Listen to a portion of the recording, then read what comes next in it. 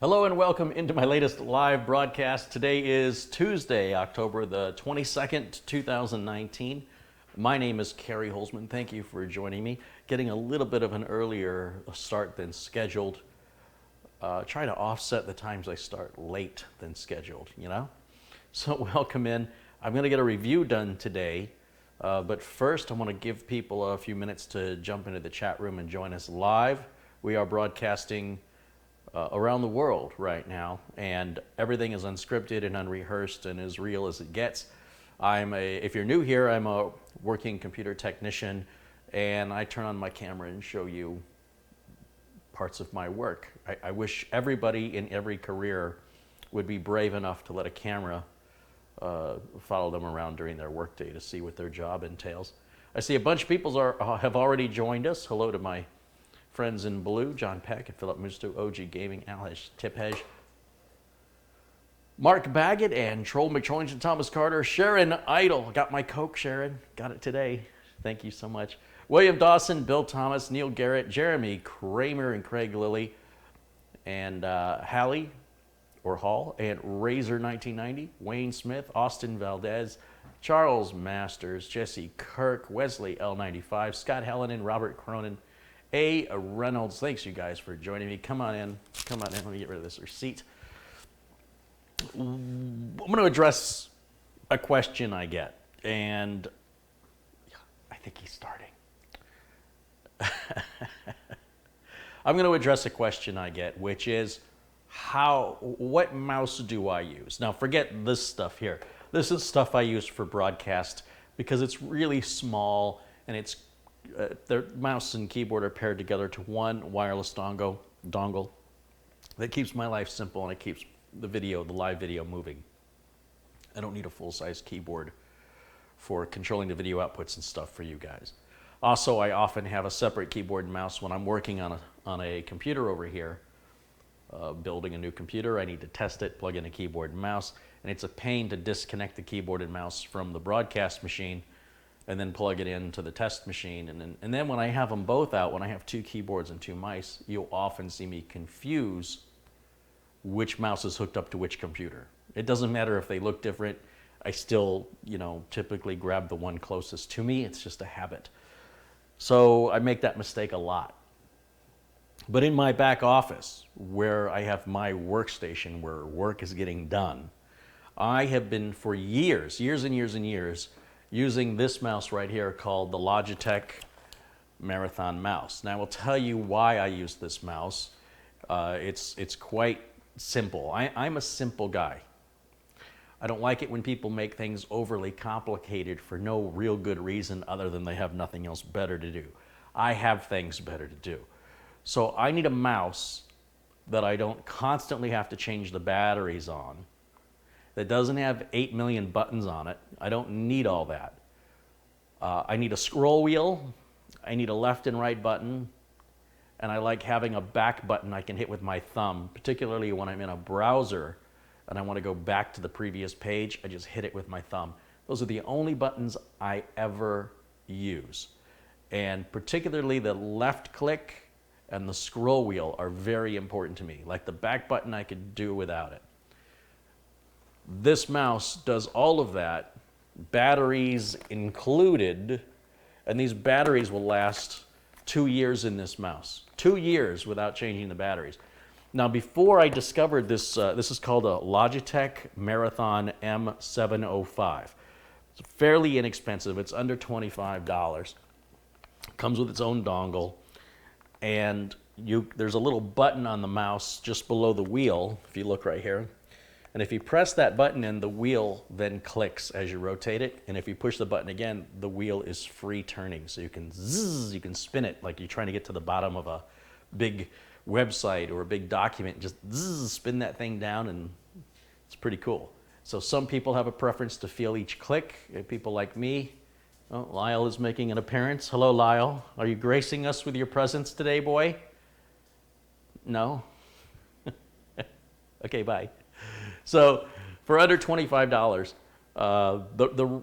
before I discovered this, I had a Logitech gaming mouse that came with a charger, and every night I had to remember to put the mouse in its charger or it wouldn't have, the battery wouldn't last more than a day and a half. So somewhere throughout the next day, the mouse wouldn't respond. And then you have to wait while it charges. So what do I use while I'm waiting? So that didn't work out so well. Like I really thought, like in the case of digital cameras, back when digital cameras were a thing, the digital cameras that came with their own batteries had a longer battery life than the digital cameras that took AAA or AA batteries. So I just assumed it's a rechargeable mouse. It must, even like an electric toothbrush, you must be able to use it for at least a week. No, it was a day. So I stumbled on to these marathon mice because I had I don't know, something arrived in my email about refurbished mice that were, I want to say they were $25 each. Normal price was like $40 or $50. So I bought like 6 of them. And I ended up giving them away, and then I ended up just wearing them out, refurbished stockpile. And refurbished means that they were just sort of shrink wrapped in plastic, just the mouse and the dongle, with nothing else. No packaging, no documentation, nothing. I was surprised when I went online to see that brand new they sell for less than what I was buying them refurbished for 6 or 7 years ago.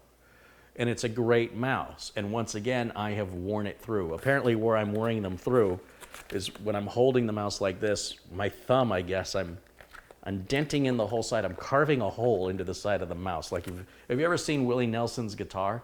He's got holes in it from where he rests his hand.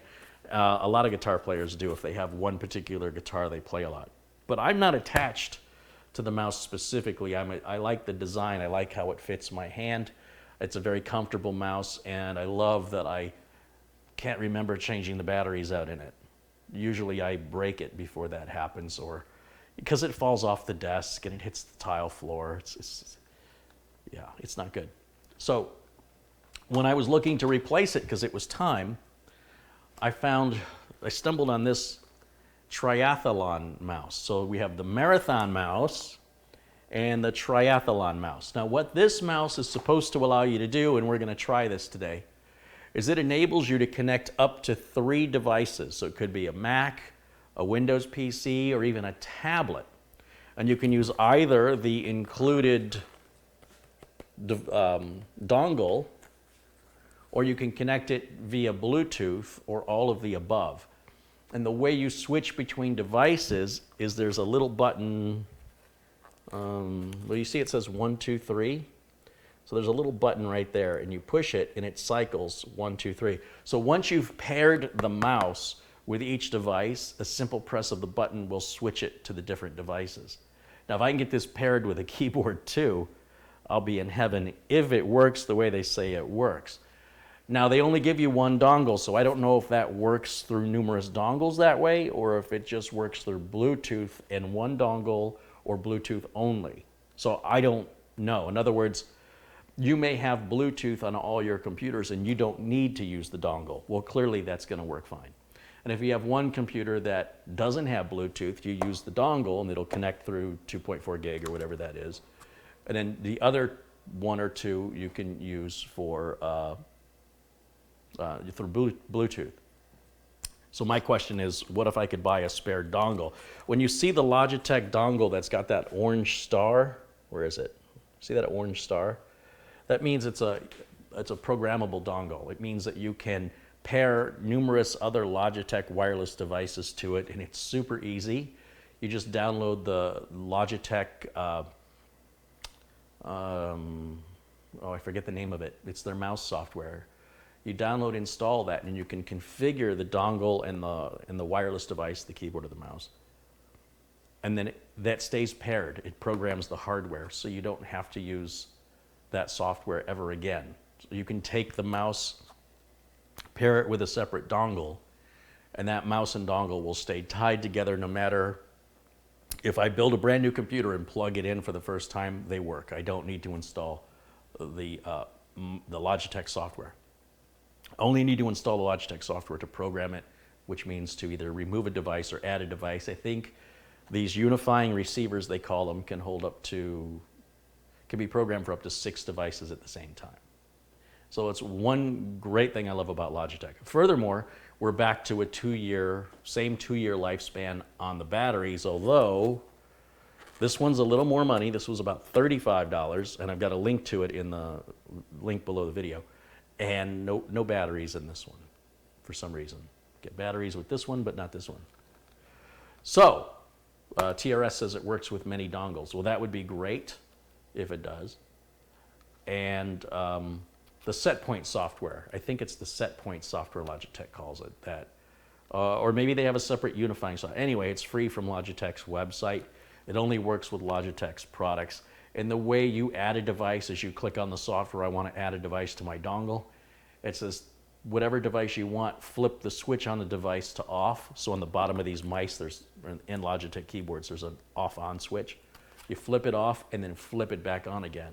And the software adds it and you're done. It's literally that simple. And then, like I said, you can unplug the dongle and plug it into a computer that does not have the software, and those two devices remain paired together. It programs it into the unifying device, into the unifying receiver.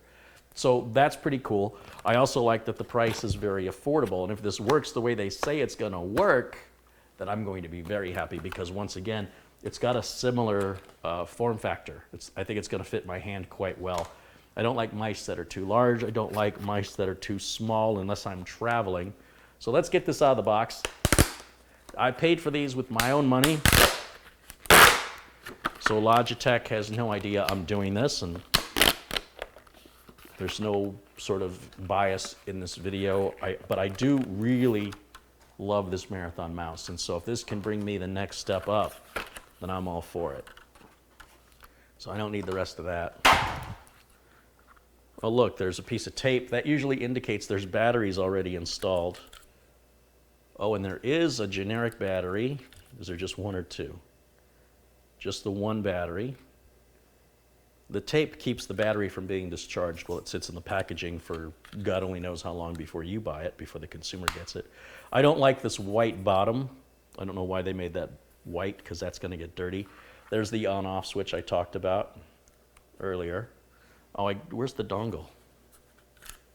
Oh, the dongle's inside here. So here's the dongle right here. For right now, I'm going to leave the dongle in, and we're just going to try pairing it with Bluetooth. And for a comparison's sake, let's go ahead and take out the old trustworthy marathon mouse. For a basic mouse, it doesn't get much better than this.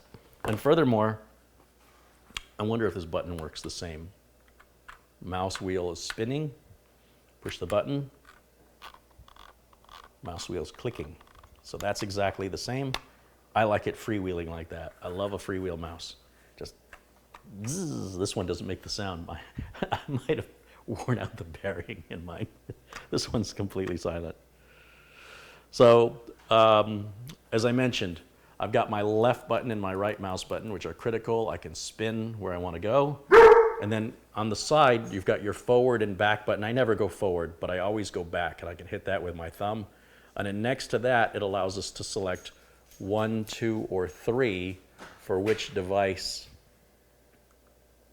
we want to control. Now, I think for most people, you only have one device. I don't know many people that would need two at the same time. I'm in a unique position. Though I suppose you might want to use your tablet with your mouse, and you might want to use an external mouse on your laptop if you have a laptop. Although I find many people, most consumers who have a tablet, no longer need a laptop. But anyway, let me get the marathon mouse out of its package here. So interestingly, the marathon mouse does less but takes twice as many batteries, and they give you good brand name batteries. These look like Duracells. Yeah, these are Duracells. They say not for retail sale on them. And isn't that interesting? This one does more and has Bluetooth. It takes one battery. This one does not have Bluetooth and does less, and it takes 2 batteries. And they both have an estimated lifespan of about 2 years between having to change batteries. Now that's going to vary depending on the temperature of the room that the mouse is kept in. That affects battery life. How often you use the mouse. So your mileage may vary, but it's really a good battery life. So this is what I went online last night to buy, and then this is what I ended up with. So side by side, I can see I'm not going to lose that form factor I like. The top looks a little different, but to my hand, it's going to feel the same. Fits really well in the hand. I mean, that's a good fit. Inside, there's the dongle, which this one has to use. I don't believe this is Bluetooth at all. You'll see it's got the little orange star for the unifying receiver. If you have a mouse receiver from Logitech that doesn't have that orange asterisk, which the camera is not focusing on, then you don't have a unifying receiver. It stays paired forever to that one piece of hardware. So let's get the batteries in here.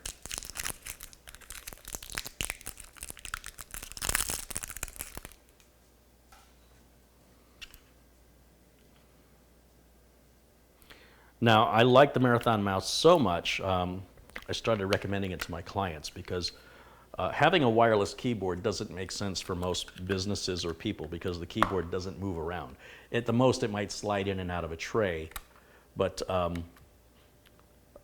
you know, to have to change batteries out on a mouse, on a keyboard, just when you're not, why are you? You're just filling up the landfill and spending money for something that you don't need to be doing. A wired keyboard is fine. But a mouse, you're always moving it, right? So that needs to be wireless to the wire just gets in the way all the time, knocks stuff over at your desk. So I would go to clients and in their lunchroom, they'd have a refrigerator. And in the refrigerator, typically in the door, this is very common, there's a bunch of batteries in the refrigerator because you never know if a smoke detector needs a battery or something. And so I think what was happening is they were, with 15 employees, they constantly had mice needing batteries, and employees can't work if the mouse is dead. So I said, look guys, get these mice, get the Logitech Marathon mouse. You won't need those batteries replaced for 2 years. We've never looked back. And the refrigerator's still full of batteries. But they might be the same batteries for all I know. So this looks pretty cool if it works the way they say it works. So I'm gonna fire up my laptop over here, which I haven't turned on since I had Acronis on the show. This is sort of the show laptop. This is my previous laptop. The one I'm using now is a Dell XPS 15 that I had with me at the Acronis Cyber Summit. I was able to broadcast those videos through to you, as well as in Michigan. All that was processed by that laptop. So I was really excited that the laptop had enough power to do that. You couldn't even tell. So that made me happy.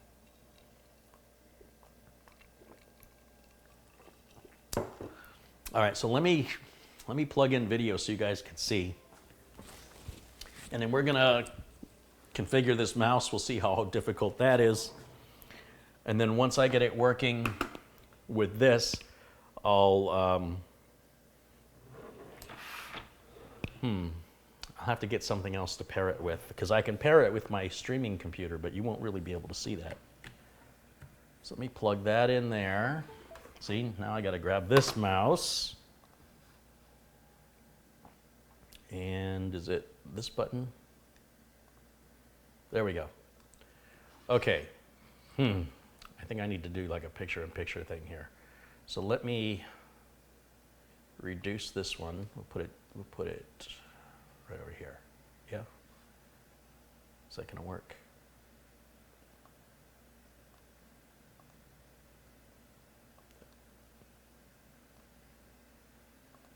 Maybe not. I'm doing something wrong. Hold on. I am definitely doing something wrong.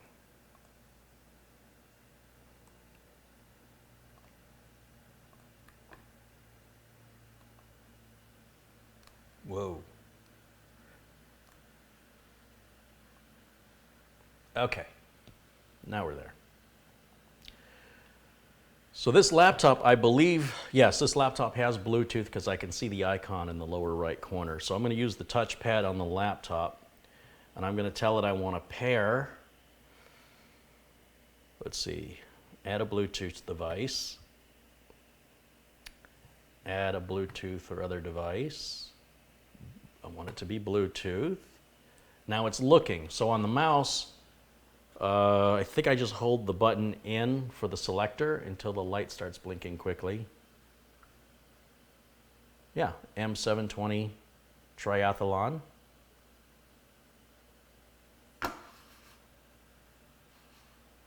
And there it is. You can see I'm moving the mouse. It's working. All right, well, that was really difficult. No dongle needed. And I think, no, I pulled the wireless card out of the streamer. So then I would have to use the dongle on the streamer. So let me grab the dongle out of the back of this mouse, and I'm going to plug it into the streamer. Now there shouldn't be any pairing necessary. Oh, there's Logitech options software. I don't care about that. Let me close that. I'm going to go plug this into the back of the streaming computer here.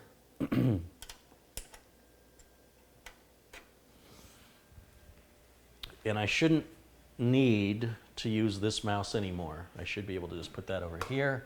In theory, I should be able to then hit, oh wait, how do I tell it? Oh, it just automatically works. I selected number 2 on the mouse. So what I'm doing, just to give you guys a little close-up, on this mouse there's a little button right by the numbers. It's on the side. And as I press it, each number lights up one by one, right? So if I press it now, 3 is lighting up, 1 is lighting, which one? 2 is lighting up. So right now on 2, for some reason, I didn't tell it to, but it's already defaulted to the streamer, and I can prove it because I'm using this mouse in my hand right now, and I'm gonna resize my video window here. I'll make myself bigger or smaller with this mouse. See, I'm doing that. And then I hit this button to go back to number 1. And if you watch the video, you'll see I'm moving the mouse on the laptop. And then I can add a third device. I mean, that's pretty cool for 35 bucks.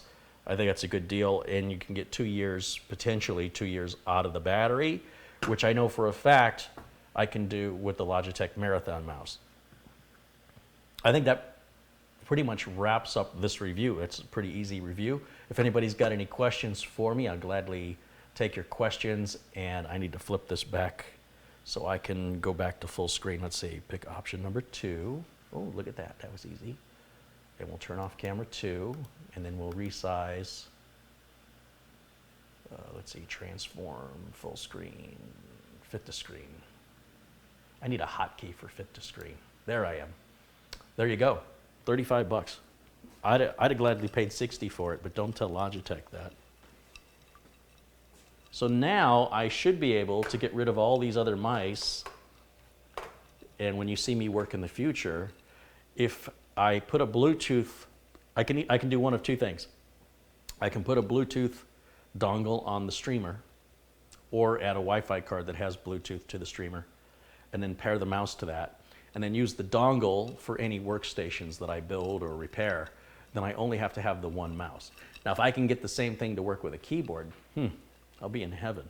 And again, I realize that's kind of a niche issue that I have, but I imagine some of you may also have some niche computer use scenarios where that would be beneficial.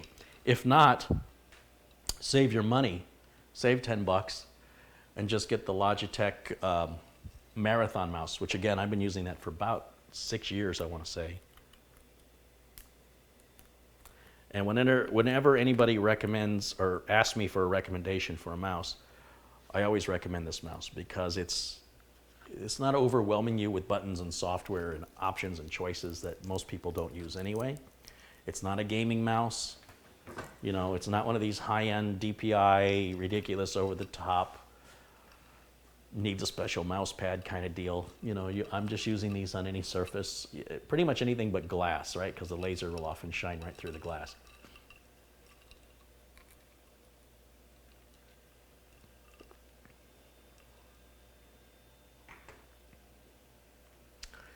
Oh, I love this scroll wheel. All right, let me see what I've missed in the chat room. A couple contributions that come in. Alan Maybreyer's contributed $2. He says, hey, Carey, it's great to see you. Have a Coke on me. Thank you, Alan.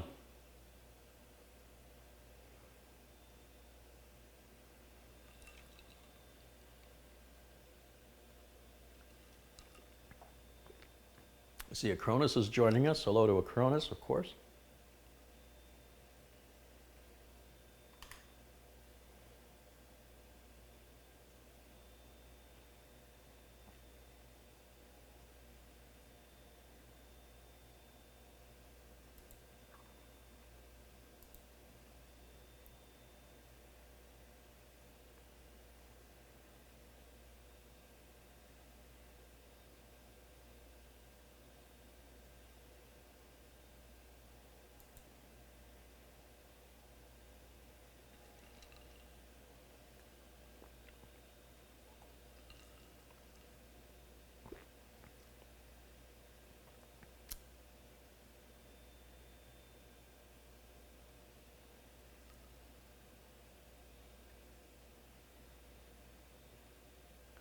Just let me see if I'm missing any questions in the chat room here.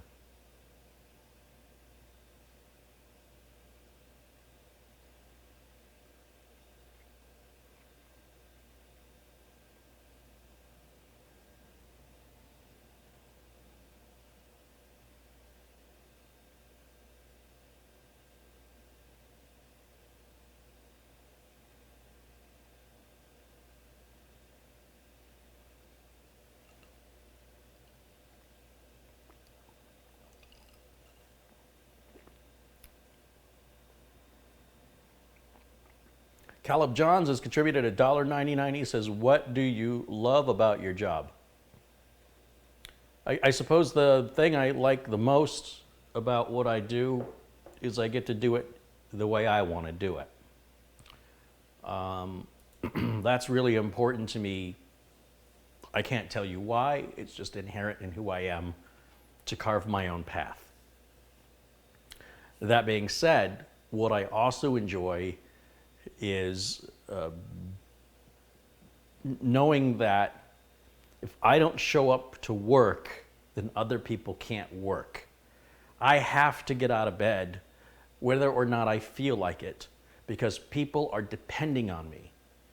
When I was in Oregon a few years back, they required employees to pump your gas at a gas station. You were not allowed to pump your own gas in your own car. It was not a choice. It was not an option. And I took offense to this. I said, you know, what, did I leave the United States of America? What happened? And they said, well, we're creating jobs. And I'm like, yeah, who cares? Like, if the guy who pumps your gas calls in sick, who cares? Literally, a 5-year-old could replace that person and do that job just as well. There's no job skill or education required to pump gas. So suggesting that I am not qualified to do it is offensive. They don't do that anymore in Oregon. Now you can choose that option if you want it. They didn't take it away, but they're giving the customer the choice. You can pump the gas yourself. And you know, this isn't 1972 anymore. Pumping gas is no big deal. And if you've got a really nice car, you don't want somebody potentially having gas run down the side of it because they overfilled the tank, or scratching the side of the car with the nozzle. They can be careless. Now, they did assure me at that time that if I wanted to pump my own gas, I could. If I was a motorcycle rider, for example, they won't pump gas in a motorcycle. This is what I was told. And again, this is no longer the law. But Oregon and New Jersey were two of the last holdout states. Everybody else converted 40 years ago, so it's weird. The attendant has to turn the pump on and hand you the nozzle. And I was like, or what? Or what? Now I'm like, oh yeah, or what? Oh, I'm gonna grab the pump. Oh no, I'm gonna put my own gas in. Call the police. Put me in jail. And they laughed. They said, no, it's just a fine. I'm like, yeah, well, I'm gonna fuel up. You gotta catch me. So good luck finding me. Anyway, I found the whole thing offensive.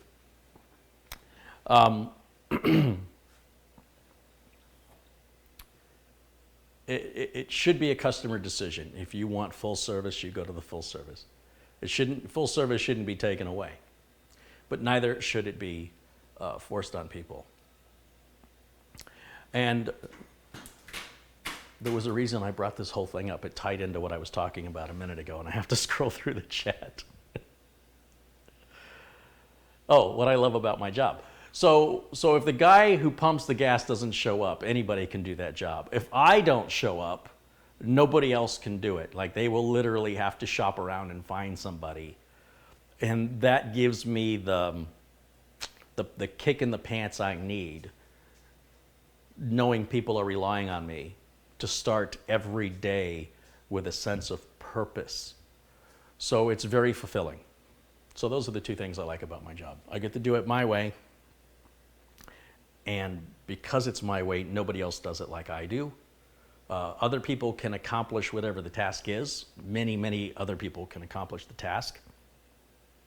Finding somebody who does it my way, probably nobody cares about, right? But it's important to me. and I see the results of my efforts immediately. If I screwed up or if I did it right, either way it reflects back on me. I don't have to clean up somebody else's mess.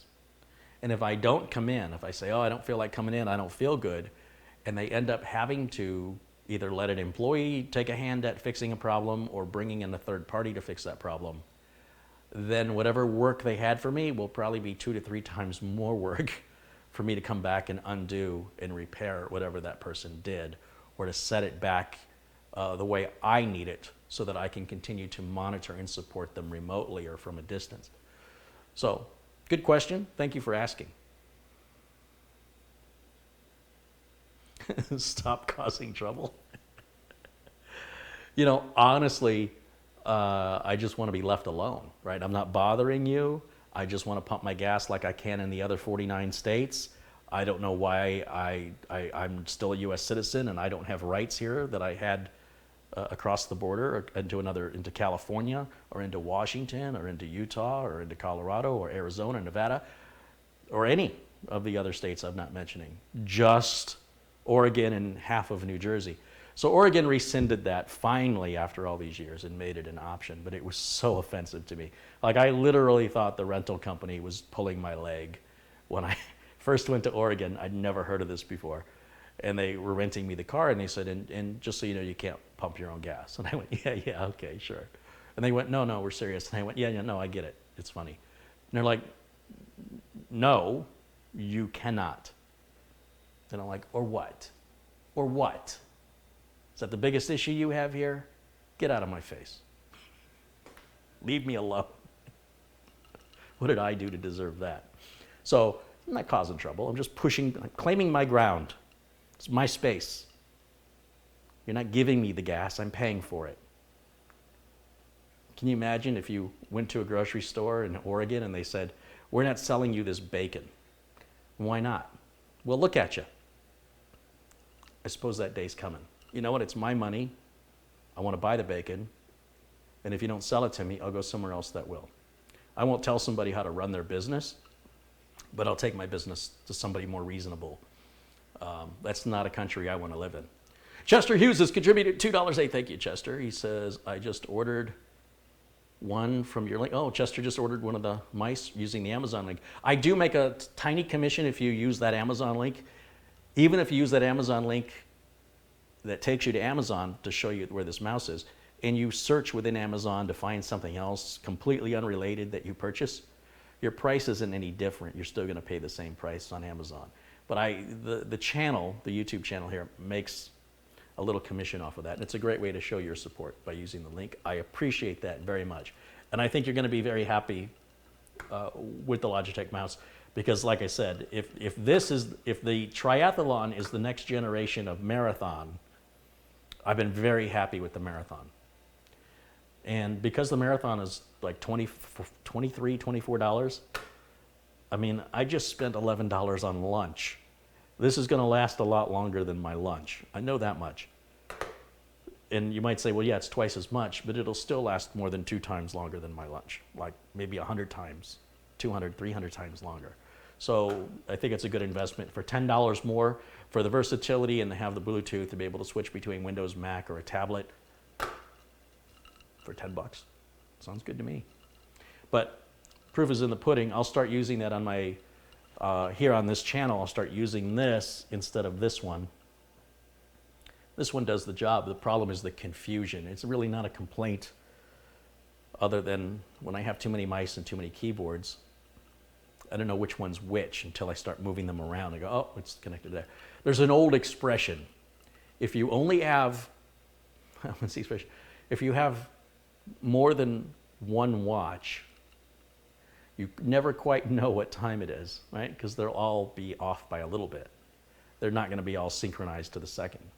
If you only have one watch, you know what time it is. If you have more than one, you're not quite sure. It's either 2:26 or 2:29, somewhere in there.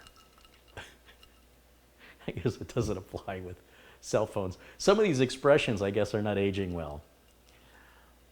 Yeah, I shouldn't look in the mirror when I say that.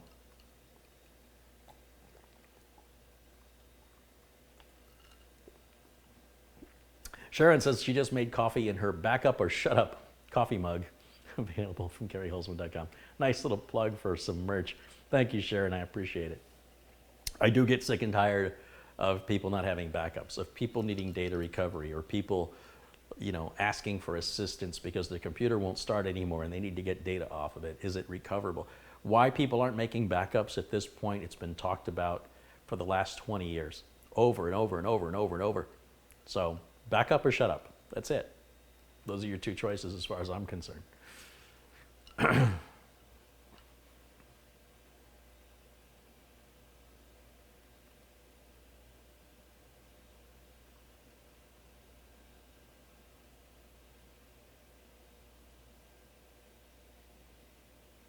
Dave says that Oregon law went out in 2016. Now it's up to locals. Yeah, I know it was a couple years ago, and I was so elated. I was like, yay! Oregon has joined the rest of the United States. Remember that whole Abraham Lincoln thing that all men were created equal? Not in Oregon. Not in Oregon they weren't. They were better than you. Clearly that law was meant to make it clear that they were better than you. And every other state except New Jersey. And even then, it was only half of New Jersey, which is tiny compared to the entire state of Oregon.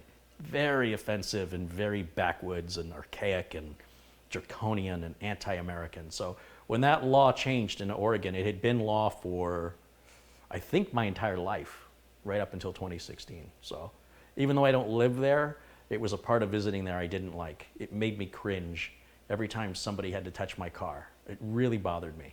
Really, really bothered me. I didn't care about the price of the gas, because usually when I'm going to Oregon, I'm coming up to Oregon from California, where gas is more expensive and it's self-service. Now I'm paying less and someone is doing it for me.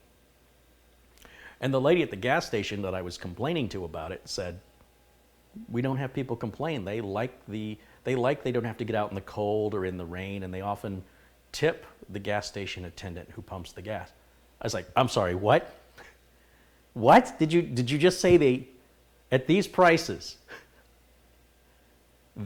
on top of these prices, they then give even more money to the person who pumped the gas? Oh yeah, they like it. I go, you know what? Good for them. It should be a choice. It shouldn't be shoved down my throat. What are my options? I need gas.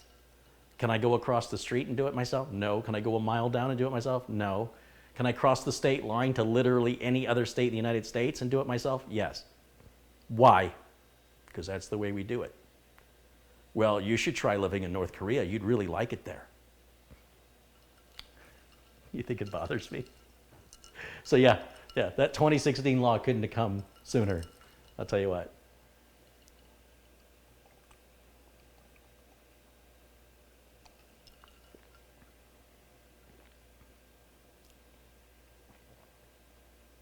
Anyway, thank you, Chester, for the contribution. I appreciate that.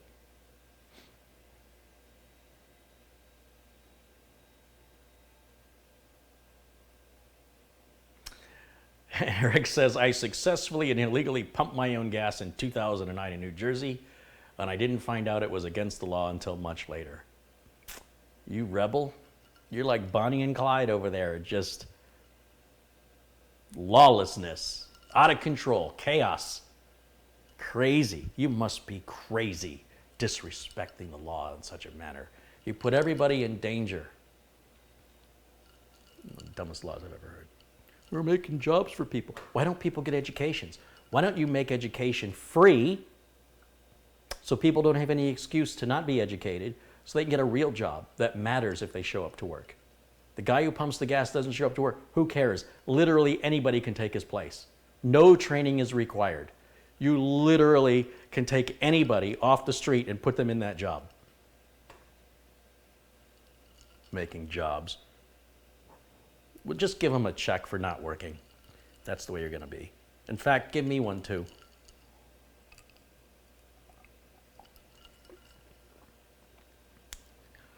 Some people are too lazy to pump their own gas. That's fine. Look, I don't care what reason you have to pump your own gas or not. It doesn't matter. Don't force your choices on me. Make it an option. In the 70s, you used to have the option. You go to this lane if you want full service, go to that lane if you want self-service. And over time, the gas stations learned people just aren't choosing full service anymore.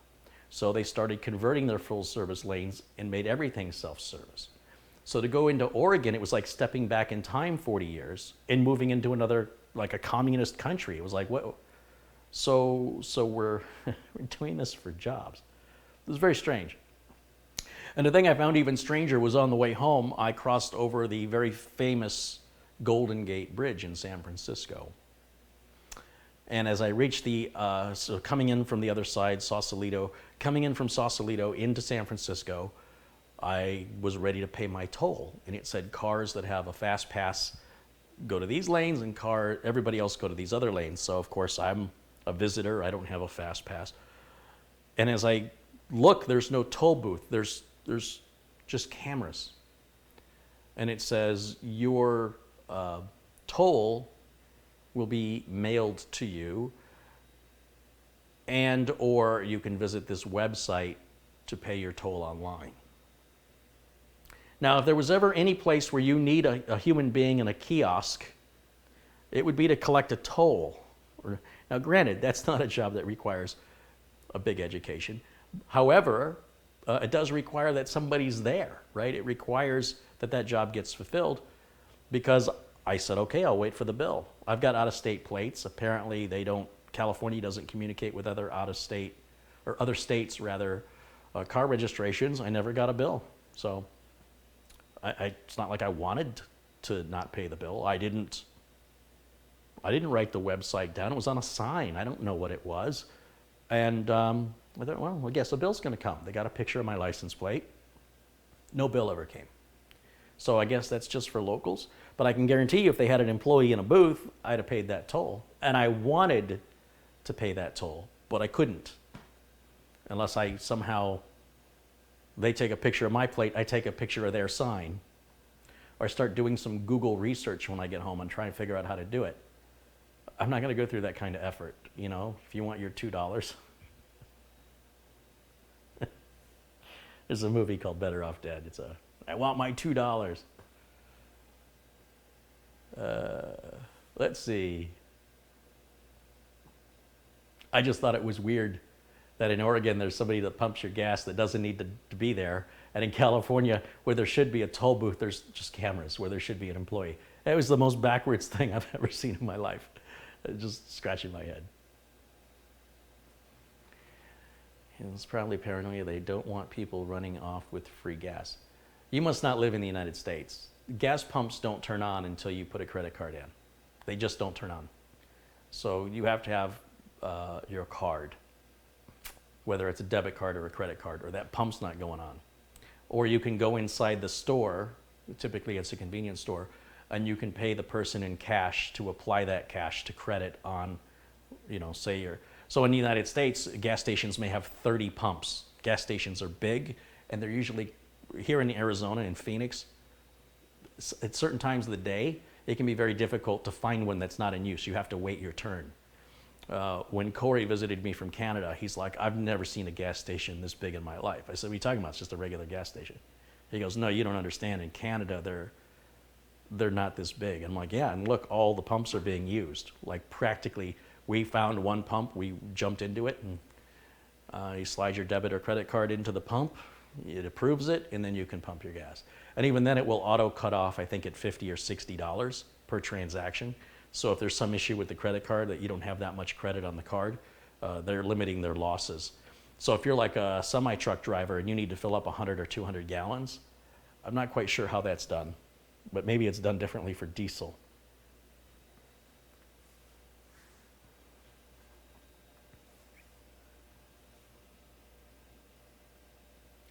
Alhaj says, no one will pump gas for you in Slovenia. My friend from Canada argued about it while she visited me because she broke her nail doing it. Oh, such misery.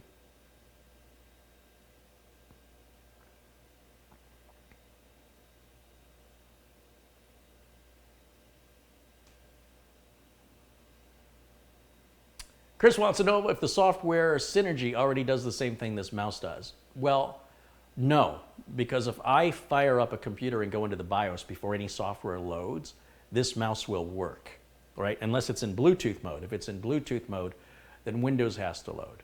But for Synergy to work, You have to load the Synergy software on both computers, and then you have to control the Synergy software manually. Versus with the mouse, I can just push a button on the mouse, and it auto switches. It's a hardware solution.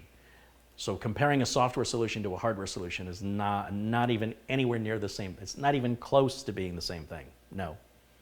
The Synergy solution is more like a KVM, like a software keyboard video mouse switcher. But you have to install it and configure it on all machines.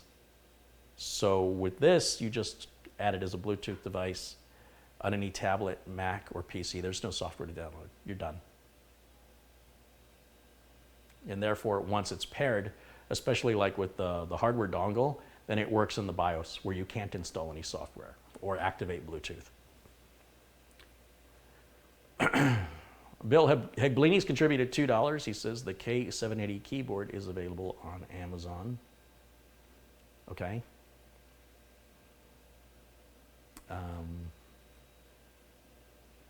And Madiuel has contributed $2. Thanks, both of you, for contributing. The reason I have this keyboard is how small it is. And most of the wireless Logitech keyboards I see, they have the keypad and they're just too long. I need the smallest, lightest keyboard possible for broadcast because I need this counter available for tools and parts and computers, right? So I'll have to look at it. I don't know. But the wireless keyboard that I have from Logitech, that black and yellow one, I don't like how it feels at all. This one's much, much better.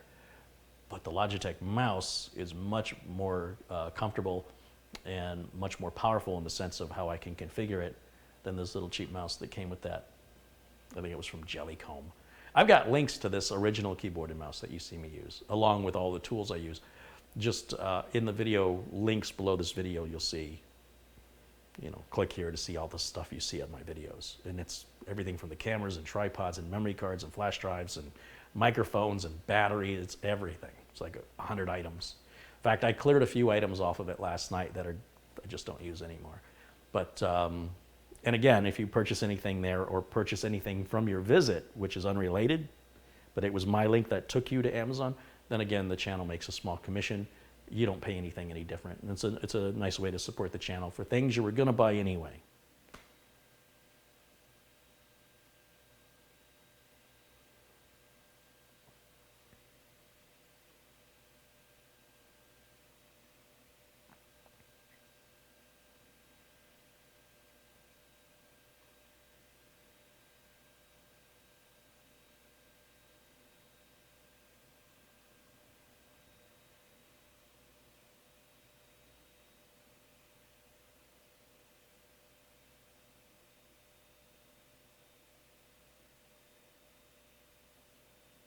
People talking about the price of gas. When I was traveling to Michigan, I noticed the price of gas falling. So here in Arizona, it's about $2.99 a gallon. Outside of the US, it's sold by the liter. And like Canada and England use imperial gallons versus the US gallon. So even the gallon's not the same size, but I think it's 3.8 liters to a gallon. So that was the other thing when Corey was visiting me. He's like, do you know how cheap your gas is? I filled up my tank, I think it was $30. He goes, that would have been $60 in Canada. And I'm like, yeah, tell me again about your free health care. Tell me again how that works. Tell me again about the doctors you see for free and the copay on medications that are just a couple of dollars. I'd like to hear more about that as you tell me about how my gas is half the price. Because if you give me a choice of paying twice as much for gas and getting free health care, even if there's a long wait, I got a longer wait with no health care. Trust me, your wait, no matter how long, is shorter than mine, and I will gladly pay twice as much for gas. That's no problem. An extra $30? Yeah, I got that. Visit a doctor here, you're looking at several $1,000s in many cases for, an emergency room visit. If you go to an emergency room, I hope you're really, really sick, because whether you are or not, I guarantee you will have a 4-figure hospital bill. And you won't just get one bill. You get one from the doctor, one from the hospital, one from the provider, one from the x-ray technician, one from the... Anybody who talks to you bills you separately. So you think, oh, there's the bill, it's not too bad. And you pay it, and then a week later you get another bill. And then you get another bill. And then you get another bill. And you're like, why isn't this all on one bill? That's the U.S. healthcare system. Oh, and by the way, when they write you the prescription, you can go pick it up yourself at whatever pharmacy you want and pay for that. So tell me again about the price of gas.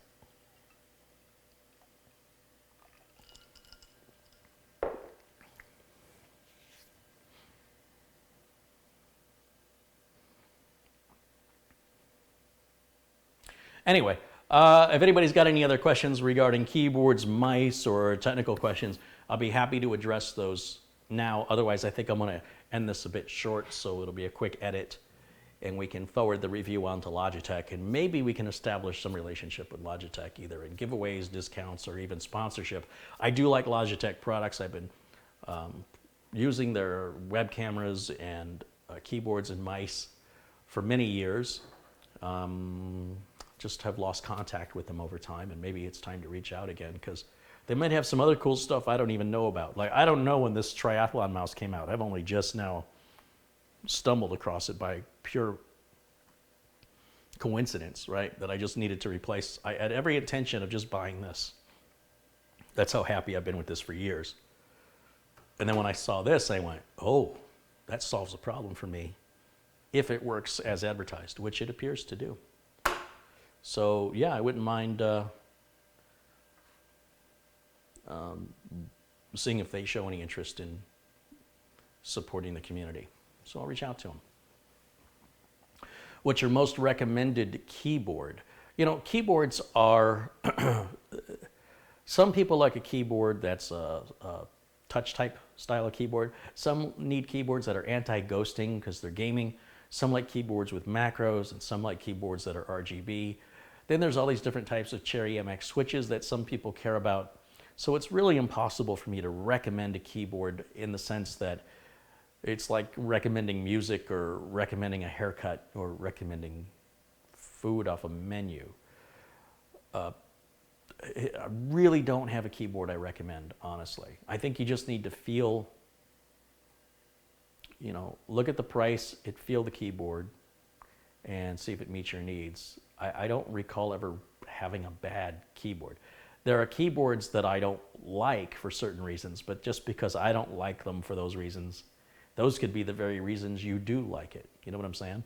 Just like this mouse. Like I'm making it very clear. This is a very basic mouse. This is going to get the job done. This is for people who work for a living. If you're a hardcore gamer or you've got a lot of time on your hands, then you're going to want an overly complicated, overpriced mouse because you're the kind of person they take advantage of. It's not that those mice cost that much more to make. They have a higher profit margin, and they know those people will pay it. So, and that's just the way it is. I'm not making fun of anything. I'm just pointing out objectively the way the industry works. If something's labeled as gaming, that means it's got a higher profit margin on it. Doesn't mean the cost is the cost is usually a little bit more for some changes they make, but the profit margin is much more profit in something labeled for gaming. So it's your money, find the thing that's going to make you happy. Don't worry what the profit margin is, right? If you're happy with it at that price, buy it for whatever you use it for.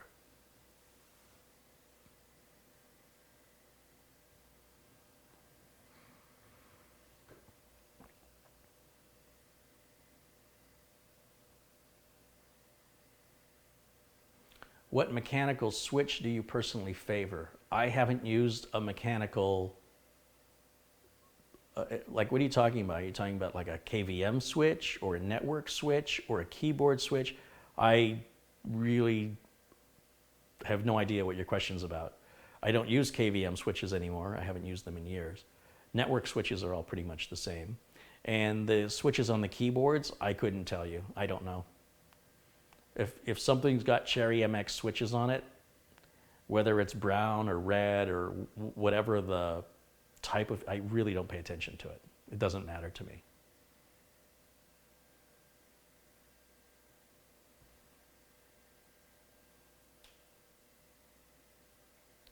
Jimmy Walbert says, I've got the Logitech G513 keyboard and love how this thing feels typing. That's what I'm talking about, right? It's something you feel. I can't tell you how you feel or how you're going to feel. And that's why decisions when it comes to headphones or a monitor, a screen, or a keyboard, something you feel or hear or see. We all see and hear and feel things differently. I don't know what things feel like to you. I don't even know what things look like to you. So it's hard for me to make any recommendation that I think would be useful to you, other than to recommend and encourage you to try out different things. Use your ears to listen to a pair of headphones. Use your hands to feel a keyboard. Use your eyes to look at a monitor. You have to decide what's best for you, for price, warranty, aesthetic, whatever your expectations are yours. Own them.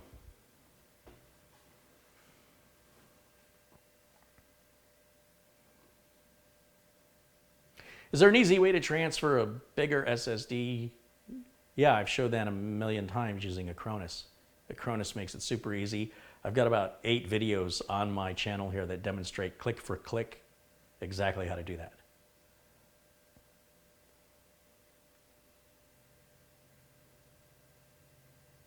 Photo Mixed Media says, when I buy something from Amazon, I use your Amazon link. I appreciate that very much. Thank you.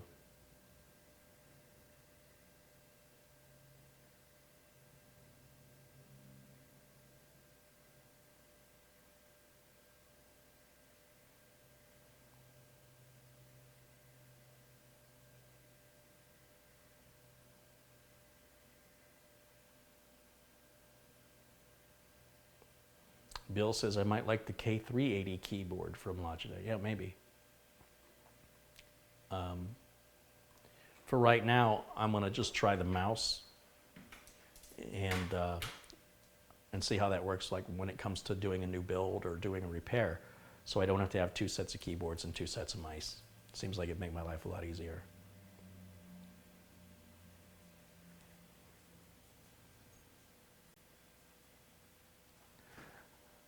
Aerofix says he uses the Logitech K400, which is a keyboard with the built-in touchpad. I hate touchpads. Oh, I can't stand them. Now I will use the little eraser head mouse that's on some laptops. I will use a trackball. I will use literally any other pointing device. So this laptop has a touchpad. I despise touchpads. I find that they activate when I'm typing, trying to find the area that I click on, gestures like using 2 fingers or 3 fingers or swiping, all those different things. I don't need any of that. So when I end up doing that, I don't realize that I've done it and it's caused something to happen on my screen that I don't want to happen. And I'm like, you know, if I just had a mouse, just an ordinary mouse, this would solve my problem. I was really impressed. HP has an Elite notebook that somebody had received.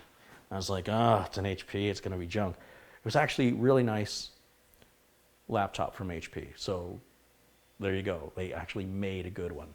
And what made this one good is it was very easy to access the hard drive and RAM for upgrades and repairs. It had a touchpad, but it also still had that little eraser head. So you can use that as your pointing device, which was brilliant, absolutely brilliant. The Dell XPS 15 I've got's got the touchpad, and it's all I can do to just about turn that darn thing off. I have disabled every feature on it and made it so you have to press it really hard for it to activate. Otherwise, it just starts activating things all over my screen because I'm typing, and when I'm typing, apparently I'm hitting it. I don't even realize I'm hitting it. And there was a little free piece of software that disabled the touchpad when typing was happening, and I don't know why that's just not built in by default on these things. So I'm at the point, I've even had customers tape like a piece of plastic over the touchpad because they're accidentally hitting it and it's driving them crazy. And I'm like, you know, you don't have to tape anything, you just go in the control panel and disable it. Trust me, I know. Drives me crazy.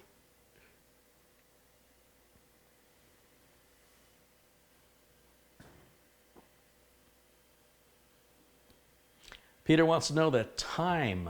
In Phoenix, Arizona, it is 5 minutes to 3 o'clock in the afternoon. But you can also use Google, and you can type, what time is it in Phoenix? And you could have gotten that answer. You could also see what my weather is.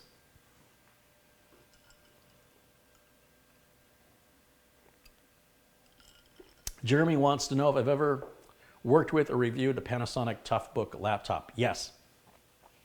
I have a customer who is very rough on laptops. He travels a lot and generally goes through a laptop once a year because he is careless with them. And he always will be. It's just the way he is. So when we discovered I will say when he discovered the Toughbook, it was very difficult for him to replace it. He might even still be using it today now that I think about it. We've been talking about replacing it for 3 or 4 years. It's got Windows 7, and it's slow, but he's like, I hate to get rid of it because it just keeps working. And he doesn't want to spend the amount of money that a Toughbook costs. So I have to remind him, how much were you spending before? $1,000 or $1,500 a year? So now you're going to spend $3,500 once and not have to replace it for 7 or 8 years? Is that really such a hard pill to swallow? And he's like, no, it totally makes sense. It just seems like a lot of money to part with at once. But at the same time, you're telling me how much you love it, how great it is. So I would think you would gladly spend the money to get a new one. So that's sort of what I have to deal with that. The customer just loves it so much, but doesn't want to open the wallet to buy a new one and could very easily afford it. If I told him it was a classic car that was $75,000, he'd open his checkbook and buy it right then if it was something that he saw value in. So $3,500 for a laptop. And I think Panasonic stopped making them. I thought they sold that division to somebody else. I could be wrong. As I recall, he was asking me for a recommendation of which Toughbook, and it seemed like I couldn't find them anymore, or they were all older models. Anyway, very well-built laptops, especially for people that are careless.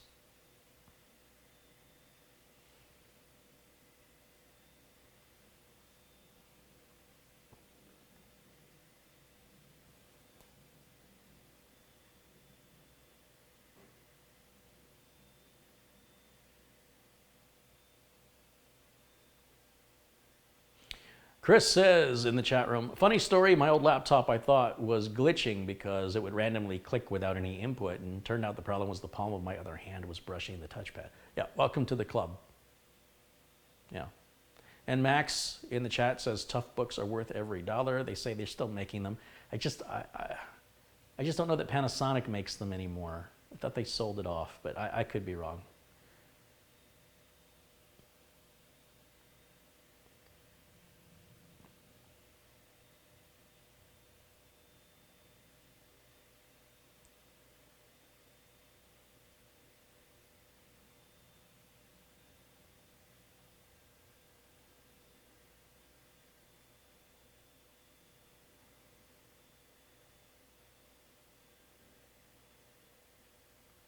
Is a cloning software necessary for switching out a non-boot drive for a bigger one, or just copy and paste? Yeah, if it's a non-boot drive, there's no reason to clone it. A non-boot drive, you don't need any software. You just copy and paste it. Just as so sometimes these questions puzzle me because you've never copied and pasted anything. Why would you think that's different, that you're copying and pasting more? So in other words, if you have a C drive, a D drive, and an E drive, your C drive is your boot drive. You need some kind of cloning software if you want to replace that drive with a bigger one or a solid state from a hard drive. But when you go to D or E, those are all just files. And maybe it's a lot more files, but it's just files. So whether you copy those files individually, one by one, to a flash drive, you say, oh, I got a file for you here, let me copy it for you. Or you go, I want to replace my D drive with a bigger one, so I'm going to copy everything and put it on the bigger one. It's the same exact thing. How is it different? The only reason you need to clone is that you need to carry the boot sector over. If you don't have a boot sector, you don't need to clone. So I'm just puzzled. I guess the problem I have is I want to know what you're thinking, that cloning that would even be a consideration. Like, what do you think is going to happen if you didn't clone it? Like, if you just copied and pasted it, what do you think you're going to be missing? Because you copy things to that drive. That's how it got the data on it to begin with. The drive would be empty if you hadn't copied things to it. A boot drive, on the other hand, that gets installed and created by the operating system. So it's not like you can just copy that boot. You have to clone it. What got me into computers? Computer games, arcade games, Pac-Man, Galaga, Centipede, Gyrus, Spy Hunter, Pole Position, Tron, Gorf, Ghosts and Goblins, Space Invaders, Asteroids, Donkey Kong, Marble Madness. I loved the arcade. I spent many, many hours in the arcade and couldn't afford to be in the arcade. So I wanted to play the games at home. And the Atari 2600, the games didn't look the same. They didn't sound the same. They didn't play the same. It was only until I got an Atari 400 8-bit computer that suddenly the video games at home were looking and sounding and playing very, very close to the video games at the arcade. But I didn't have to keep putting quarters in. So I could blow through $5 worth of quarters. This is a 1980s $5, right?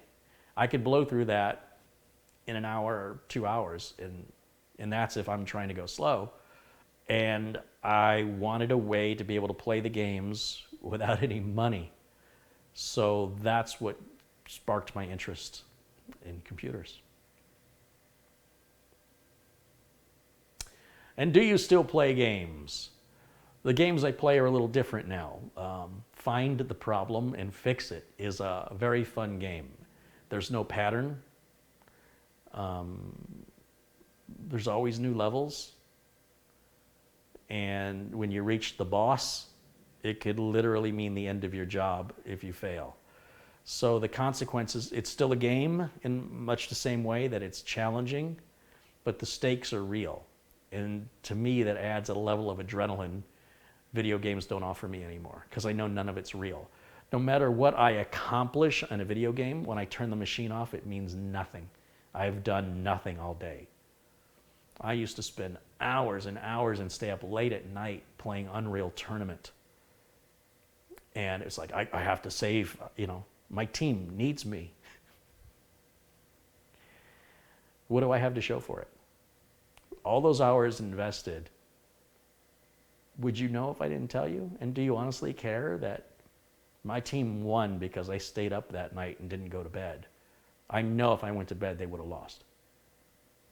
Who cares? What I'm dealing with now is still very much a challenge, in the same way that a game can be a challenge. It's always changing, so there's no patterns or repetition, very little of it. If there is any repetition, then it just makes me look very, very competent. People are like, wow, this guy's good. They don't realize I struggled with it, right? So it's like when you play a video game and you play the same level over and over, you just get that level out of the way, right? You've done that a million times before. People are like, wow, did you see how fast he went through that level? And you're like, yeah, that's because I'm good. No, it's because you did it a million times, right? And as you get to the levels that you haven't done as often, you're not as good. So that's one of the benefits, obviously, is that you get sometimes some praise because, people just think it's a natural ability. It's a natural inclination, but the ability only comes from practice. You can sit down at a piano, you're not going to play it right away. It's not going to sound good. And it's not going to sound good next week or the week after that. But if you keep playing over and over and over the same thing over and over and over, eventually it's going to sound like it's supposed to sound, and people are going to go, wow, you're really, really good at the piano. Well, yeah, because I just spent 6 months doing nothing but that every day for hours. No, don't tell them that. Just go, yeah, I guess I'm just gifted. I just sat down at this. I never did it before. People are like, Carey, I need you to come over here and wave your magic wand, your magic touch. You're always able to get these things working. Yes, it's not skill or practice. It's just my magic touch. I wish. You know how rich I would be? If I actually had a magic touch, I would be so wealthy. And there'd be nothing to teach you. No, nothing I do is magic. Everything I do, you can repeat. And the more you do it, the better you'll get at it. And that goes for anything. Do DisplayPort to HDMI adapters work? Yes, I use them here all the time. I've got one right here. This is a DisplayPort to HDMI. It goes, so those Dell computers that were given away to the disabled vets have a VGA out and DisplayPort out. I don't have a DisplayPort in on my HDMI capture card, so I plug this into the back of the Dell, and then the same blue cable, this HDMI cable, then plugs into this end, right? And then it feeds into the video capture card. It works perfectly. You can buy those on Amazon. Brendan Looney's contributed £2. He says, the game of life. Yeah, exactly. Exactly.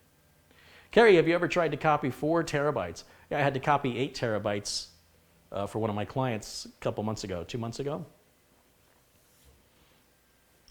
Just go. He was replacing his NAS. We were going from an old Seagate NAS to a new Synology NAS. And we were also upgrading his storage from, what did he have? 2, 4, 6, 8 terabytes to 4, 8, 12 to 16 terabytes. And so what I did was I copied, initially my thought was I'll copy everything off the NAS to an 8 terabyte hard drive and a USB dock. You're going to be a while. And so what I ended up doing, because it was just painful, was I ended up just configuring the other NAS, getting it all installed and configured, and then copy from one NAS to the other NAS. And it ran for about a day and a half. I think it took a day and a half to copy about just under 8 terabytes. No big deal.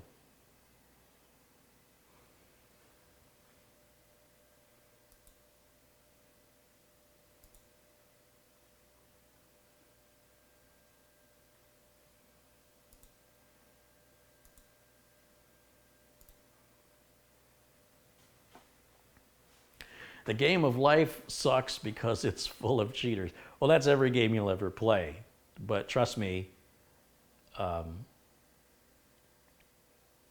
the cheaters end up paying the price you may not witness it, and it may not happen right away, but karma has this way of just sort of balancing things out in the end. Let them go about creating their own karma. You worry about creating yours. It's more of a marathon than it is a race, you know? Sometimes living a less stressful life, living a happier life is the rewards you get. People that cheat, who have to look over their shoulders all the time, have anxiety about getting caught all the time, man, who wants to live like that? Let them. If that's what they want to do, it's their life, it's their choice. It's a big world. Move away from them. Just ignore them, move away. Let them create their karma. It's their right to do.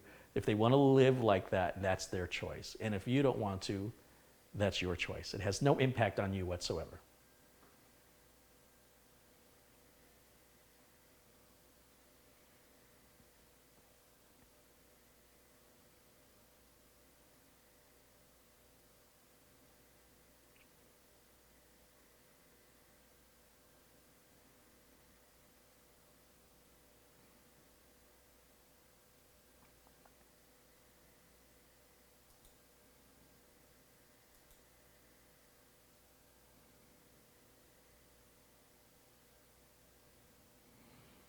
Go to the link for your mouse. They have a matching keyboard for 3. Oh, very cool. I didn't see that. Thanks for pointing it out. It's got to be a small keyboard, though. If it's got the 10 key on it, it's too long.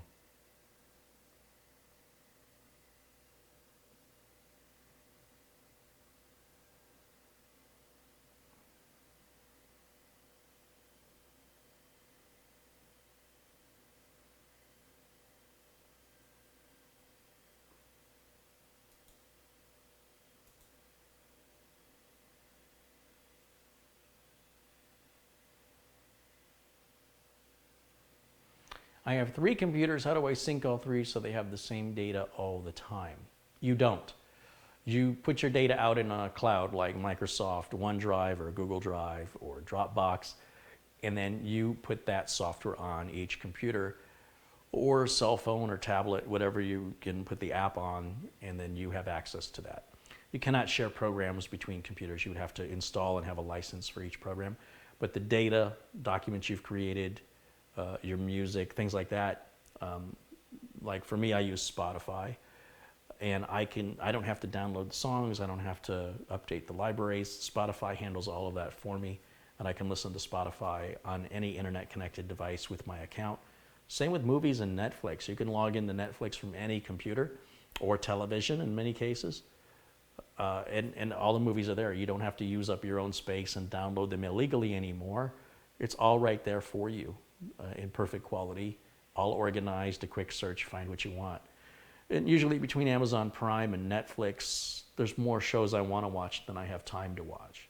So even if there's something that's not available that I'm interested in, usually it's just a matter of time, right? And so for me anyway, this idea of needing to store your own stuff is quickly becoming a thing of the past, which is good because people don't make backups.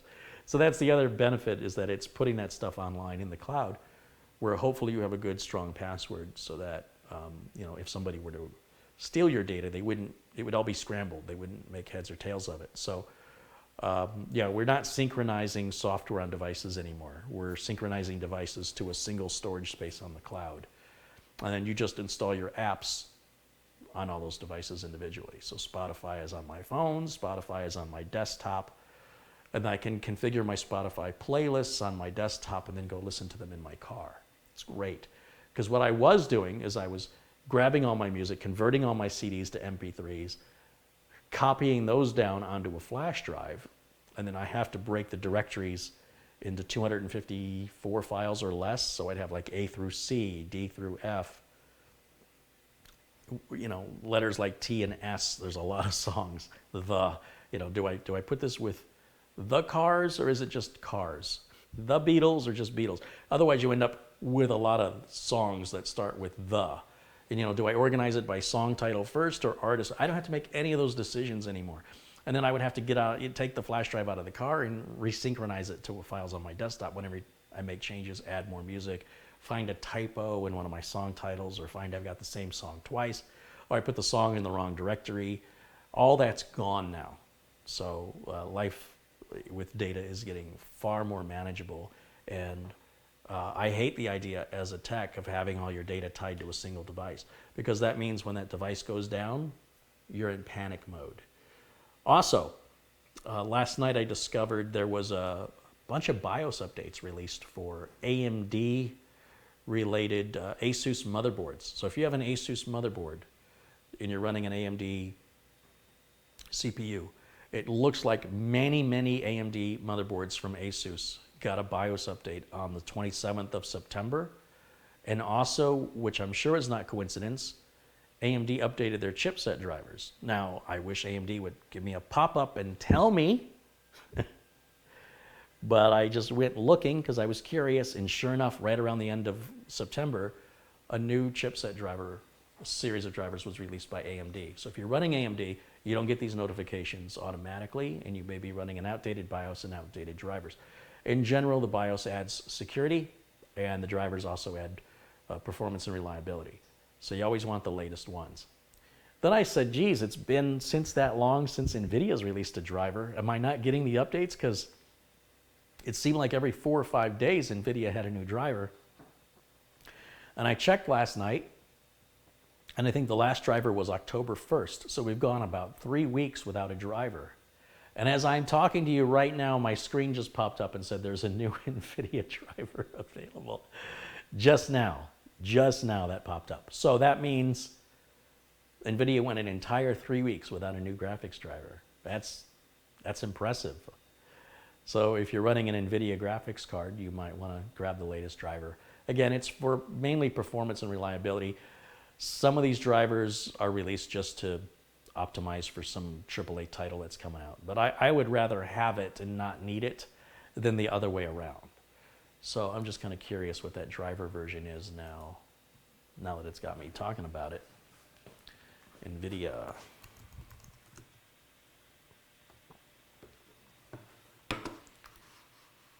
Drivers. GeForce drivers. We want 10 series.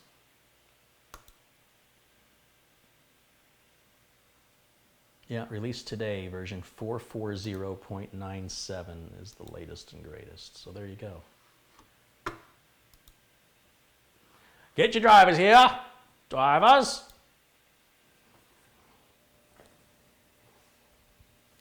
All right, guys, I think that's going to pretty much wrap it up for today's show. Make sure I got everybody here in the chat covered.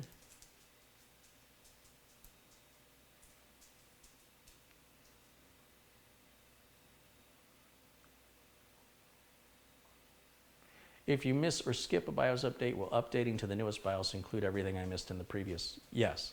You don't update your BIOS to every version. You only update your BIOS to the latest version. Everything from the previous versions is carried over. It's recursive. So you only need to update to the latest BIOS, period. Diffusion Lord says, did you hear about NordVPN getting hacked? Yes, we talked about that yesterday. I also have a quick tips video I made about 6 weeks ago telling you why you should not put your faith in VPNs and how they actually don't protect you at all. Frustration.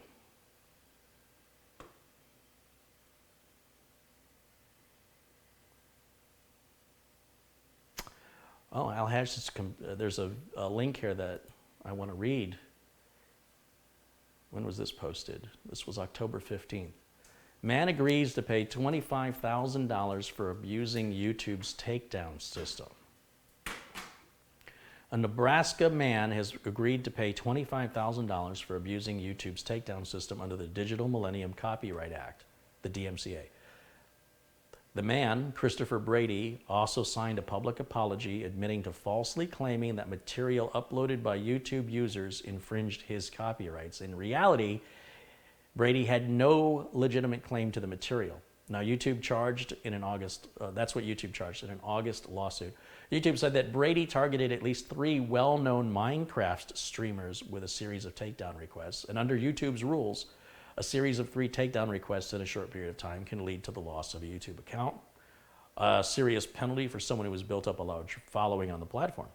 According to YouTube, Brady would submit 2 bogus takedown requests against a target's videos, and then he would send the victim a message demanding payments, $150 in one case, $300 in another, to prevent the submission of a 3rd request.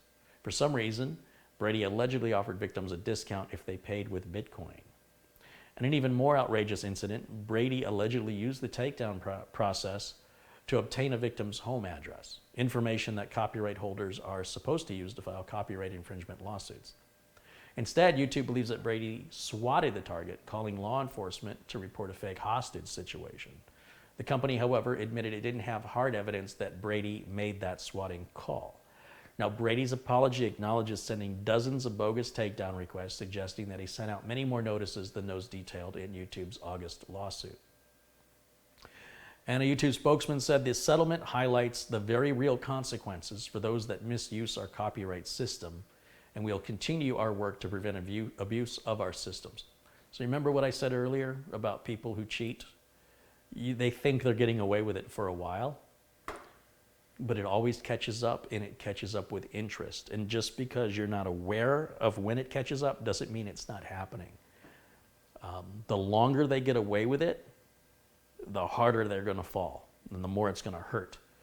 The abuse of the DMCA is something I've complained about for a long time, ever since the Linus Tech Tips channel falsely filed charges against my channel, and then lied to their audience. They lied and said it was an automated system on behalf of YouTube, when in fact it was an automated system on behalf of their MCM that profits from filing DMCA claims without any consequences. So I imagine they sent out hundreds, if not thousands, of false claims. The MCN is called full screen. And I know I wasn't a single target. There were hundreds of other YouTube users affected. MCM was acting as the hitman in a mafia controlled by Linus Tech Tips. So for Linus Tech Tips to say we didn't know anything about it, those people work for you. It's your job to know about it. For Linus Tech Tips to say it wasn't us, it was YouTube, was pure ignorance. And then for YouTube to not send any punishment was frustrating, because what it means is if you file these claims and you know, the proof is there that the claim is false, you lost nothing.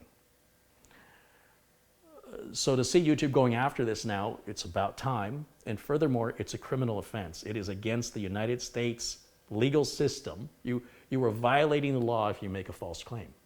And so while they're enforcing the law, they need to enforce the law as it pertains to those who abuse it, even if it's through ignorance. Even if they're like, Well, the system's automated. Well, it's your fault. You can't put something that's going to accuse people of violating the law into an automated system and then think you're not liable for the consequences of the chaos that creates. It's like, I put the gun on automatic. I don't control where the bullets go. No, no, no. You're still responsible for the murders. You need to be supervising and auditing and overseeing everything the automation is doing. And until the law starts coming down, the problem with Fullscreen is they're a big company that spends millions of dollars with YouTube. So for YouTube to punish them, it would be like YouTube cutting off their own foot because of the money that's generated.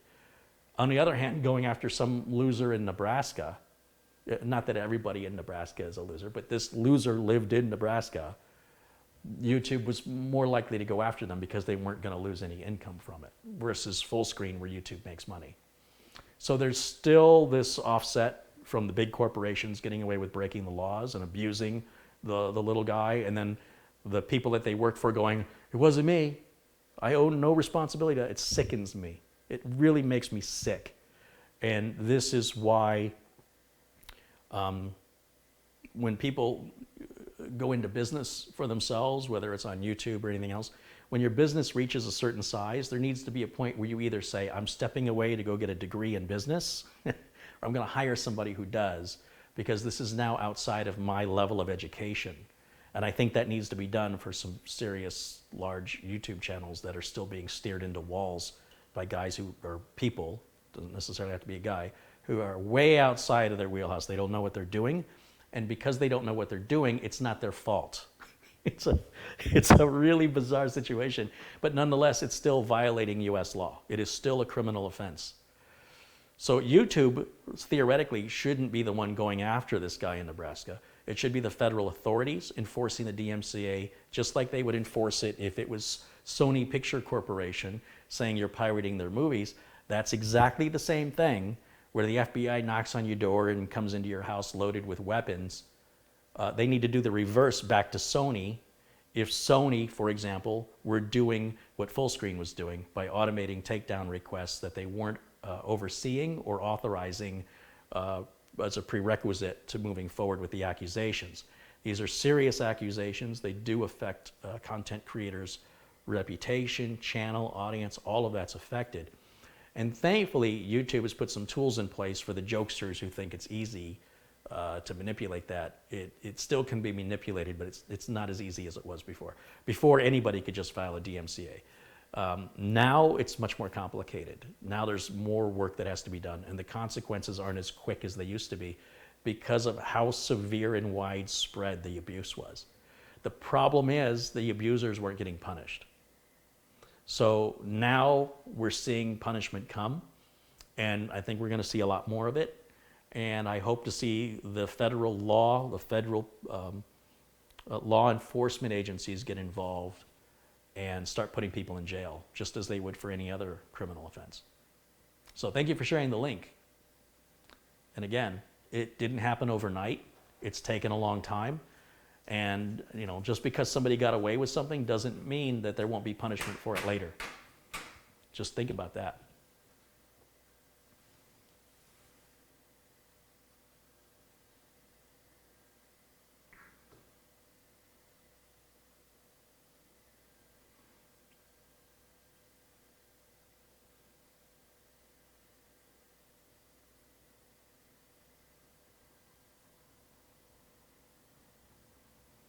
Once again, if somebody did something by mistake, like if somebody knocks me down to the ground in real life,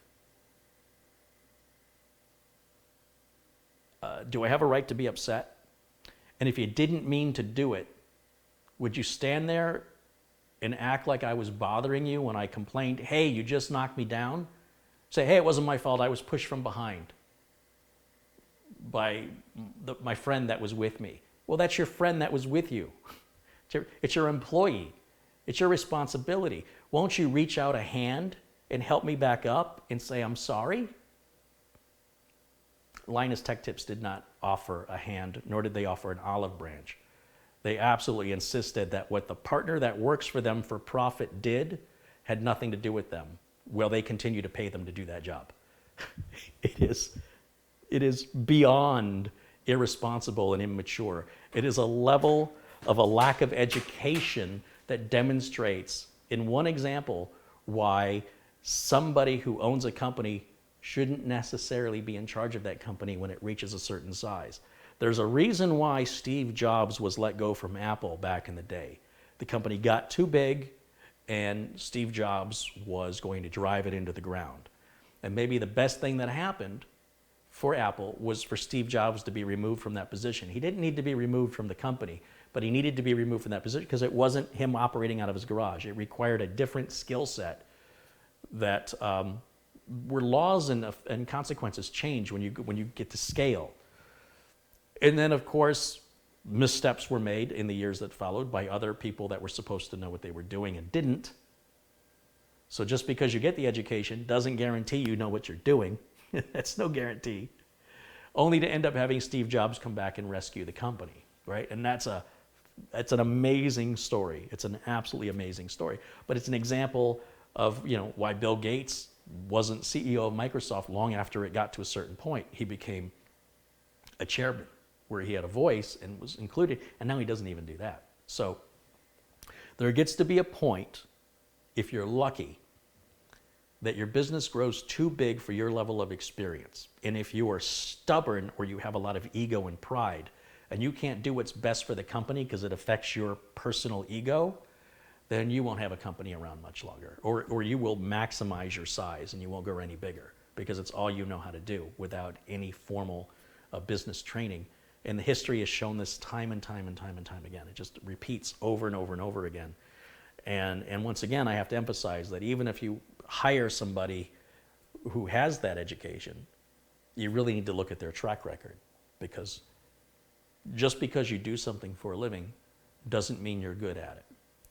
I'm not good at sales. I need to hire a salesperson. I mean, if I'm going to get sponsors, I got to hire somebody to get on the phone and start calling places and saying, hey, you want to sponsor the channel, and then cut them a commission, because I don't have the skills for that. But I'm aware of it, right? If I'm waiting for sponsors to come knocking on my door, I'm going to wait a long time. So my choice is I can be stubborn, do it my way, and wait a long time and struggle, or I can reach outside to somebody who's a good salesperson who understands the need that I have to find good sponsors to sponsor the channel and cut them a commission for it. Which way do you think makes more sense?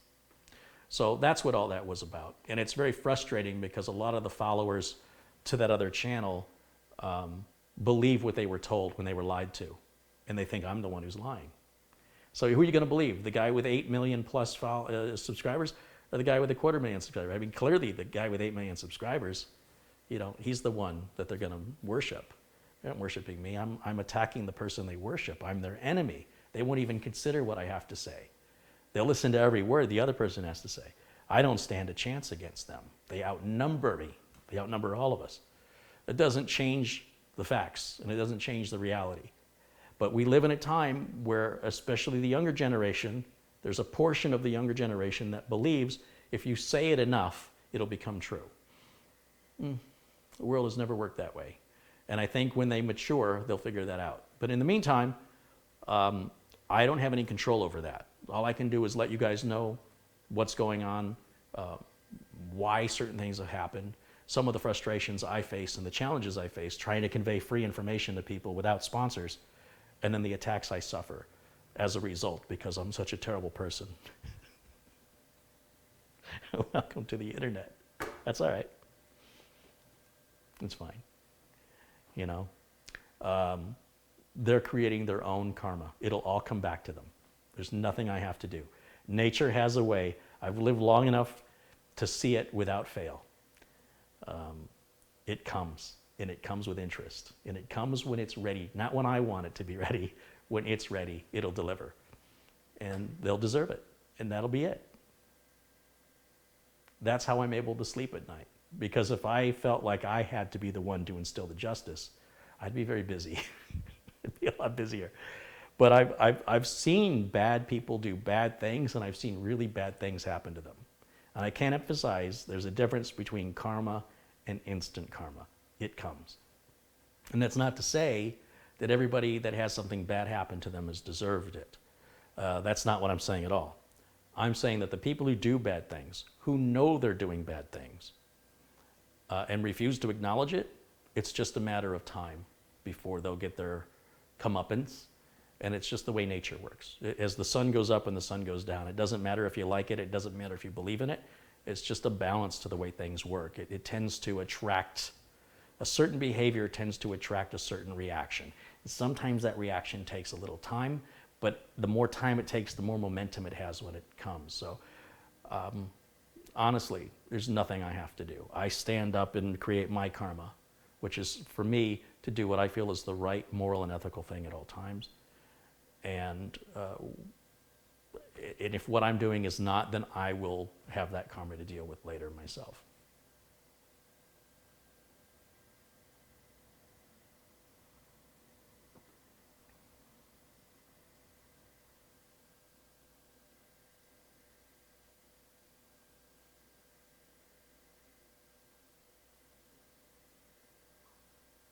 William Dawson says, give a person enough rope and let them hang themselves. That's exactly it. You know.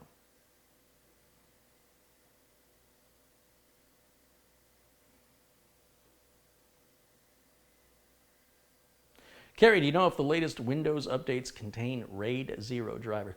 Typically, RAID is not a universal type thing like sound drivers or network drivers, and are not typically included in any Windows update.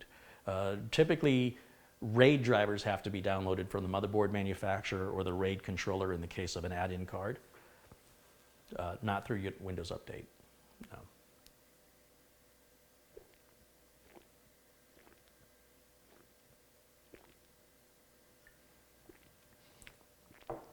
And I want to be clear, I don't believe in karma. It doesn't matter if I believe in it. That's one thing I realized, because some people are like, well, I've seen people do bad things and get away with it. For now, it doesn't matter if I believe in it. It's like saying I believe in the sun going down. It doesn't really matter. Whether or not you choose to believe in it is irrelevant. And I can't emphasize that enough. It is not a theology. It is not a religion. It is clearly an observation that I have experienced and witnessed firsthand throughout my time here on the planet. And it happens like clockwork. In the sense that, well, I may not be able to say if there's exactly a certain amount of time, it does always come. And the longer it takes to come, the harder it hits. Just because you're not around to see the person get their karma doesn't mean they're not getting it. And that's another important thing. But I've seen it enough, and the ones that I haven't seen, the ones that I've read about or heard about, I'm like, oh, there it is. Saw that one coming. Didn't know when it was coming, but I knew it was coming. There it is. Always without fail. I've never seen anybody get away with something that caused harm to another person that didn't eventually one day come back at them 4 or 5 times harder. Like I said, the longer it takes, the harder it hits. It doesn't really matter if I believe in it. It's going to happen regardless of my belief. The sun's still going to go down, whether I believe it will or not. So take that for as you will, you know. But if that wasn't the case, I would probably be in jail, because I would feel the need to instill the justice. So thank goodness nature has this balance. As people are born, other people die. Some people die unfairly. Some people live a long life, and some people don't deserve it. So it's not like everything that happens to you is something you deserve. I want to make it very clear. Sometimes you're in the wrong place at the wrong time, bad things happen, and you may have done nothing to deserve it. But what I am saying is the people who do bad things, they know they're doing bad things. They will always get it. Always get it. It's just a matter of time. I've never seen anybody get away with it, ever.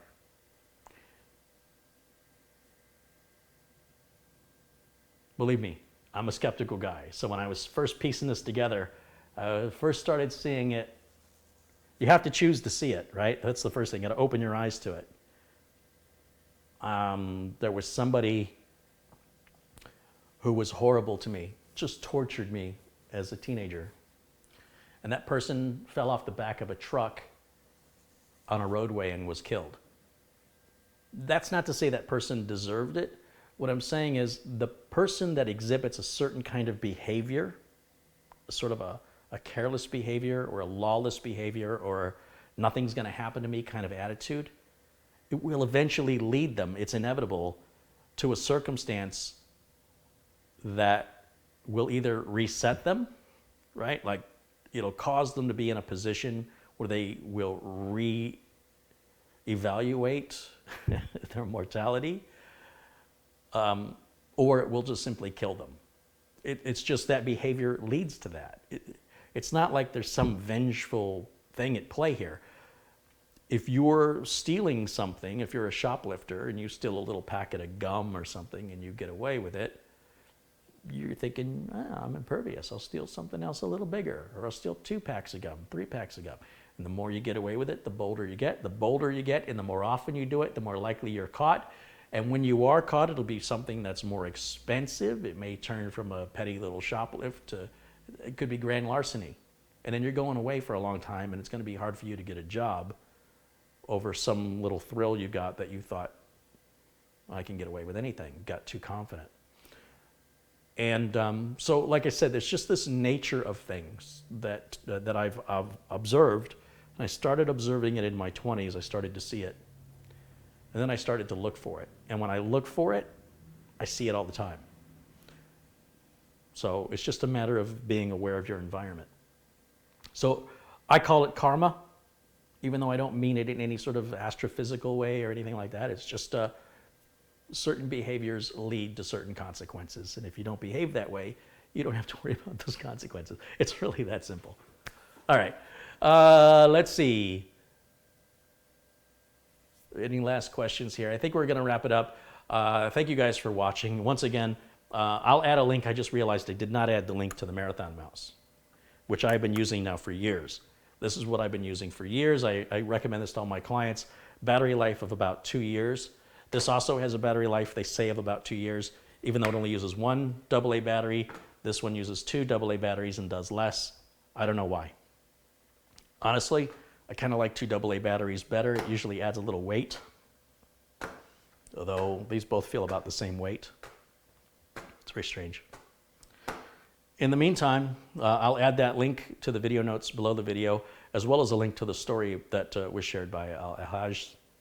I'm going to learn how to say his name one day, about the person fined $25,000 for the fake takedown requests that up until now they probably thought they were getting away with.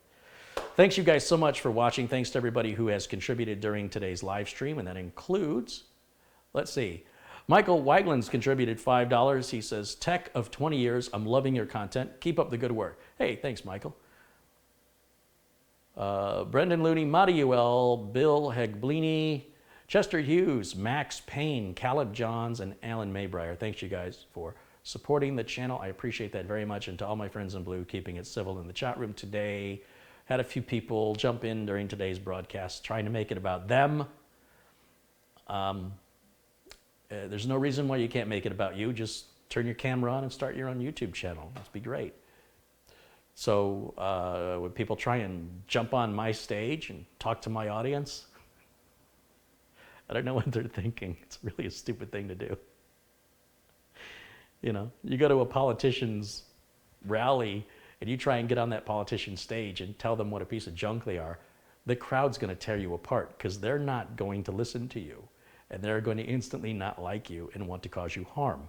So it's not a good idea for you to jump in my chat room and talk bad about me unless you want to get torn apart virtually. You're not changing anybody's mind. So I appreciate the help there from my friends in blue on removing some comments, and I've banned a few people. It's a shame that people have to behave that way. It's a real shame that people have to demonize others they've never met in real life. They do it behind a fake name and pure anonymity, and when they could just as easily demonstrate kindness, generosity, being supportive, and the response to others around you will be far better than the response you get stirring a pot. that doesn't need to be stirred, that no one asked to be stirred. And it doesn't take any level of education to stir a pot. A child can do it. A little tiny baby could do it. But to be kind and supportive, to be generous, to be thoughtful and considerate of others, apparently not a skill they have. And they want to come in here and demonstrate their lack of empathy. I know, it's a weird mental illness.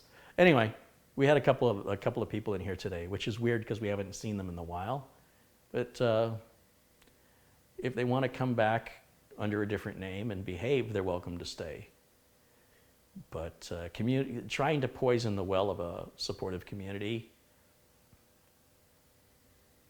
it's a very primitive, primal behavior that they should be ashamed of. And their parents, I'm sure if their parents knew, their parents would be very disappointed in their failure to raise their children properly. But what are you going to do? Can't fix the world. In the meantime, we're all part of a supportive community here. We're going to keep it that way, despite the efforts of others to tear down something good. They'll never succeed. Thank you guys so much for watching. I'll see you all again very, very soon. Until then, bye for now.